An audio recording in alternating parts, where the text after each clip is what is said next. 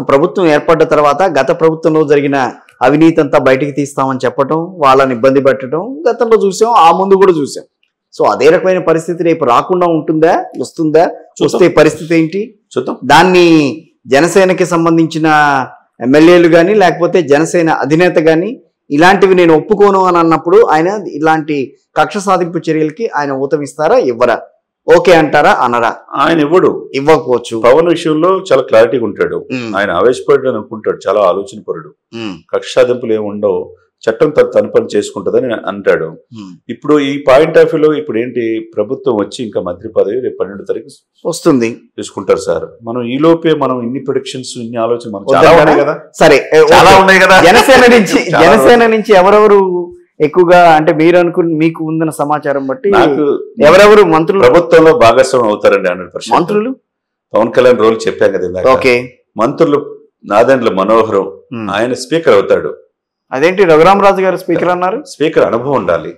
10 సంవత్సరాలు ఉభయ రాష్ట్రాలు కలిసి ఉన్నప్పుడు స్పీకర్ గా చేసి మళ్ళీ ఆయన స్పీకర్ చేస్తారు. స్పీకర్ చేస్తారు. ఓకే, నాదెండ్ల మనోహర్ గారు. తర్వాత కందుల దుర్గేష్ గారు రాజమండ్రి. డెఫినెట్ గా ఆయన ఎంతో పార్టీ కోసం సాక్రిఫైస్ చేశాడు. ఓకే, తర్వాత బొమ్మిడి నాయకరు నర్సాపురం.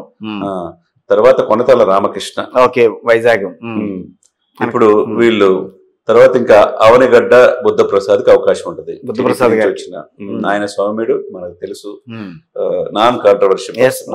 ఈ సామాజిక సమీకరణలో భాగంగా అన్ని కులాలకి సమ ప్రాధాన్యత ఇచ్చేటట్టు వీళ్ళకి స్కోప్ ఉంటుంది నాకు తెలిసిన ఇన్ఫర్మేషన్ ప్రకారం.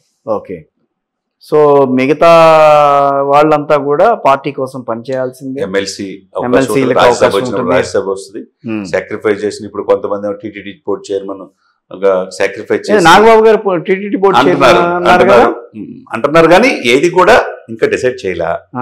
అది వస్తే కనుక మంచిదే. అంటే ఒకటి ఇక్కడ ఇప్పుడు మీరు అన్నారు స్నేహధర్మం పాటించాలని అన్నారు కదా. స్నేహధర్మం పాటించటంలో ఎవరికి ఎక్కువగా స్థానాలు కేటాయించాలి, ఎవరికి ఎక్కువ పెద్ద పెద్ద పోస్టులు ఇవ్వాలనే విషయంలో కూడా ఒక అవగాహన వచ్చి ఉండాలి. ఈ పాటికి వస్తుందండి, మనం చేద్దాం, తొందర ఎందుకు. సో మీరు ఎదుర్కొనే సవాళ్ళు ఏంటని అంటారు? జనసేన వచ్చిన తర్వాత జనసేన ఎదుర్కొనే సవాళ్ళు ఎట్లా ఉండబోతాయి? జనసేన సవాళ్ళు కంటే క్యాడర్ ని ఇప్పుడు వరకు క్యాడర్ ని కాపాడుకుంటా, పార్టీని కాపాడుకుంటా వ్యక్తులకి సరైన ప్రాధాన్యత ఇవ్వాలి. ఈ ప్రభుత్వంలో ఎవరైతే నిలబడ్డారో, సపోజ్ తమ్మిరెడ్డి శివశంకర్ గారు, ఆయన 6 సంవత్సరాలు సర్వీస్ ఉండి కమర్షియల్ ట్యాక్స్ కమిషనర్ అయ్యే స్థాయి ఐఏఎస్ ఆఫీసర్ సర్వీస్ రిజైన్ చేసి వచ్చాడు పార్టీ కోసం. పెందుర్తి ఎమ్మెల్యే ఇస్తానంటే ఇన్ఛార్జిగా చేసుకున్నాడు. కానీ ఊహించిన విధంగా వైసీపీ నుంచి వచ్చిన పంచకల్ రమేష్ గారు కానీ పార్టీకి ఆయన నమ్మి దాదాపుగా మొదటి నుంచి కూడా ఉన్న వ్యక్తి, ఆయనకి మంచి ప్రాధాన్యత ఇచ్చి ఎమ్మెల్సీని చేయాలి. అటువంటి వ్యక్తుల్ని ఇంకొక బొలిశెట్టి ఆయన కూడా మొదటి నుంచి కూడా పర్యావరణవేత్తగా మంచి పేరు ఉన్నది. మొదటి నుంచి ఒకే స్టాండ్ మీద ఉన్నారు వీళ్ళిద్దరు కూడా. చూసుకోండి, టీవీలో కష్టాల్లో ఉన్నప్పుడు ఈ పోతిరి మహేష్ అనేక ఆరోపణలు చేసిపోయిన వాళ్ళు, తినటానికి అన్ని అర్హతలు ఉన్నా బంగారుపల్లిలో పెట్టిన తినటానికి నోచుకోలేని వాళ్ళు ఎవరంటే చెప్తున్నా, పోతిరి మహేష్. తర్వాత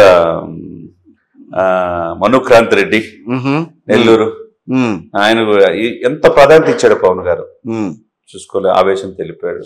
ఇంకొక ఆయన ఎప్పుడు టీవీలో వస్తుంటాడు, మళ్ళీ వస్తానంటే తీసుకుంటారు వీళ్ళని ఎవరిని తీసుకోడు. పవన్ కళ్యాణ్ గారు ఒక్కసారి డెసిషన్ తీసుకుంటే అది మార్పు ఉండదు. ఇంకొక ఆయన జగంపేట దగ్గర ఆయన ఇండిపెండెంట్ గా పోటీ చేస్తానని చెప్పి చేసినట్టున్నాడు. ఆయన ఒకడు. తర్వాత ఎప్పుడు టీవీ డిస్కషన్ లో ఉంటాడు సుంకరామ్, ఆయన ఒకడు.